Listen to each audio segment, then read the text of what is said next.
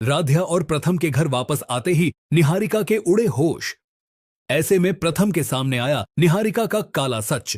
तभी प्रथम ने राध्या के साथ मिलकर निहारिका का किया खेल खत्म। दरअसल होता कुछ यूं है, दरवाजा खुलता है और जैसे ही राध्या प्रथम को सहारा देकर अंदर लाती है, पूरे घर की सांसें थम जाती हैं।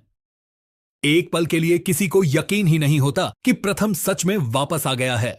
अगले ही पल उसके पिता दौड़ते हुए आते हैं और उसे गले लगा लेते हैं। उनकी आंखों में आंसू हैं, आवाज कांप रही है। प्रथम बेटा, तू ठीक है ना? प्रथम भी खुद को रोक नहीं पाता।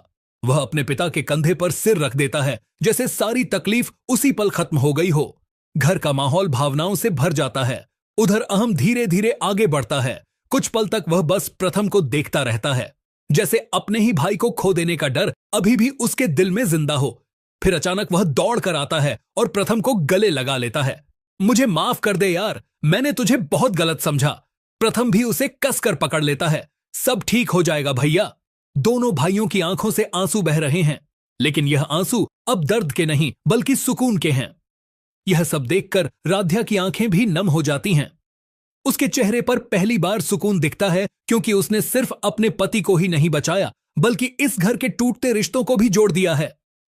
रजनी भी आगे बढ़ती है और राध्या को गले लगा लेती है। तुमने आज सिर्फ अपने पति को नहीं, हमारे घर को बचाया है।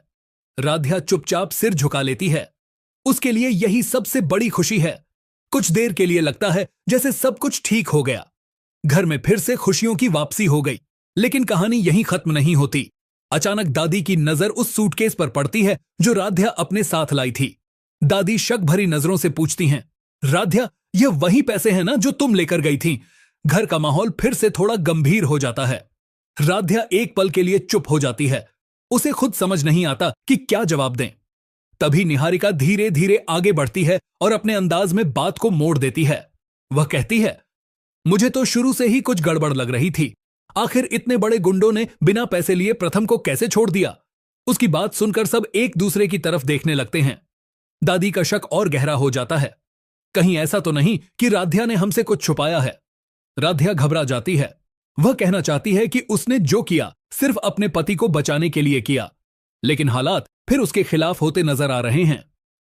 निहारिका के चेहरे पर एक हल्की सी मुस्कान आती है, क्योंकि खुशी के इस माहौल में भी उसने एक नया शक बो दिया है।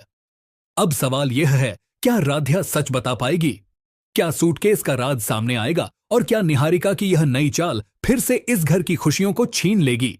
पॉपुलर टीवी सीरियल मन अति सुंदर का अगर आपको भी आज का यह एपिसोड पसंद आया है तो अपकमिंग एपिसोड देखने के लिए चैनल को सब्सक्राइब करके बेल नोटिफिकेशन को ऑन जरूर से कर लीजिएगा। साथ में राध्या और प्रथम की जोड़ी को आप लोग भी पसंद करते हैं तो कमेंट बॉक्स में अपनी प्रतिक्रिया भी दीजिएगा।